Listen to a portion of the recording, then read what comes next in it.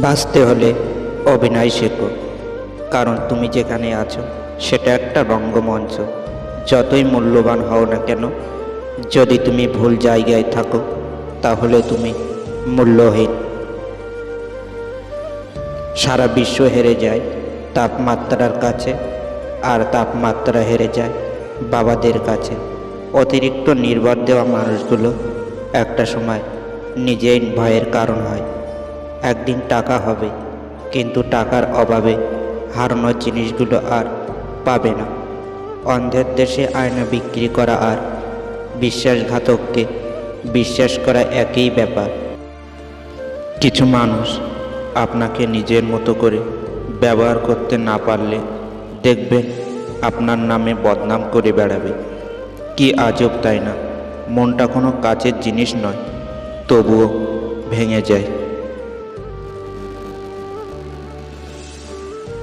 দুটি চোখের মধ্যে কোনো মেঘ থাকে না, তবুও পানিতে ভরে যায়। মানুষ আবহাওয়া নয়, তবুও বদলে যায়। মানুষ তো সবাই, আমরা কার ব্যথা কে বুঝি?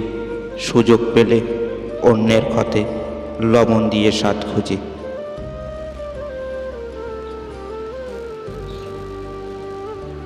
যুগটাই এমন, আপনি যতই নরম হবে মানুষ তত গরম দেখাবে। হাজারো কল্পনার শেষ স্থান হচ্ছে অন্ধকার এক কবর। বিদ্যা সহজ, শিক্ষা কঠিন। বিদ্যা আবরণে, শিক্ষা আচরণে। মানুষ যদি তার মনকে নিয়ন্ত্রণ করতে পারত, তাহলে পৃথিবীতে কষ্ট বলেই কিছুই থাকতো না। কার জন্য কি করেছে তার হিসাবটা কেউ রাখবে না, কিন্তু কি করেননি তার হিসাবটা খুব ভালো করেই রাখতে জানে। স্বার্থপর হওয়ার জন্য অবশ্যই আপনাকে চালাক হতে হবে, কারণ বোকারা কখনো স্বার্থপর হতে পারে না। বৃষ্টি থেমে গেলে ছাতাটাও বোঝা বলে মনে হয়, কারণ মানুষ উপকারীকে মনে রাখে না।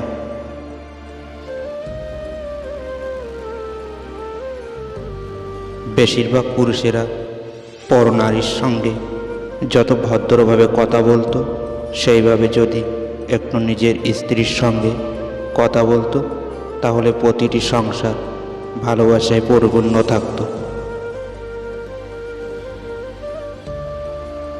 আত্মসম্মানের থেকে বড় আর কিছুই নেই।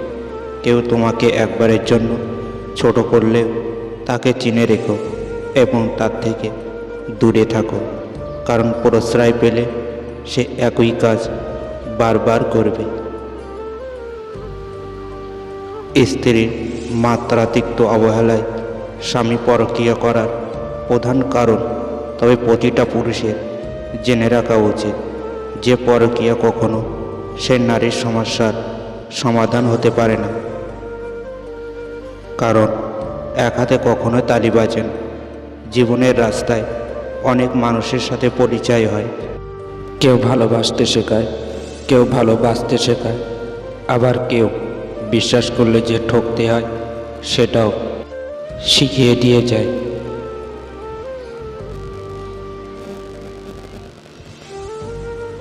আগেকার নারীরা রিজেক্ট নিয়ে আসতো, এখনকার নারীরা রিজেক্ট দেখেই আসে। আগেকার পুরুষ উত্তম আখলাত খুঁজত, এখনকার পুরুষ সৌন্দর্য এবং মেয়ের বাবার অবস্থান খোঁজে।